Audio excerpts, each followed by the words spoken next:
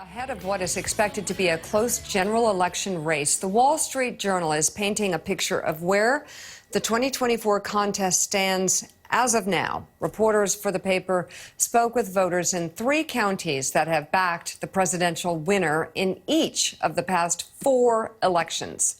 In Pennsylvania's Northampton County, a 53-year-old man who voted for Joe Biden in 2020 tells the Journal he feels like the president hasn't done much to help him.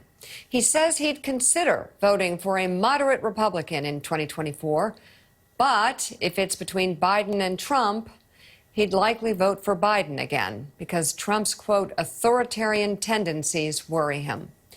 Another Pennsylvania voter, a 61-year-old Republican, says that although he'd prefer an alternative to Trump, he would vote for the former president again because, quote, if it wasn't for the pandemic, he would have easily been reelected. In Saginaw County, Michigan, which Biden won by just over 300 votes in 2020, a Democrat says he's worried that a lot of people won't vote at all if 2024 is a Biden-Trump rematch.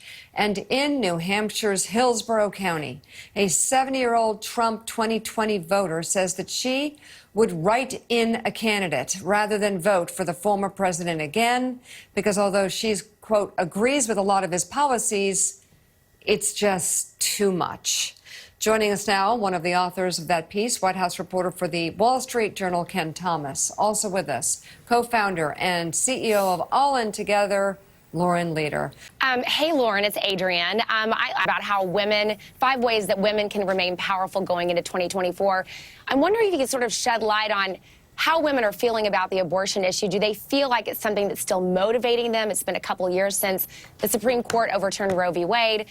Maybe talk a little bit about them and, can really get motivated going into the 2024 elections. The answer is yes, yes, yes, and yes. And actually, I think it's the conversation we've just been having about these critical swing districts, which is what has driven turnout in the last few cycles? It's been women voters who've been angry about the rollback step up in order to defend democracy. There are some critical abortion rights proposals that are going to make it onto a bunch of ballots just as of yesterday now. We know that Florida has the signatures they need to put an abortion codification law there. I think that is going to be a driver, and it frustrates me because I think we underestimate how amped up women are and their willingness to close some of those turnout gaps. So, look, it's more than just voting, and part of the point that I make in my piece is that voting's critical, but we need people to really mobilizing others, especially young people, talking to their kids, talking to their young adult children about coming out.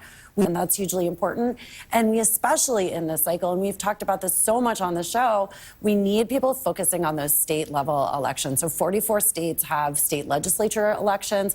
That is also the future of abortion rights in this country. And even if you live in a state like New York, which has codified abortion rights, you can do a lot to help candidates in other states, pro-choice candidates who have an opportunity to secure abortion rights in those critical states. So we really have to look at more than just the sort of horse race. We have to look at a holistic picture of democracy and participation for this cycle. And women, as they have been in every cycle since 1980, are going to be absolutely key.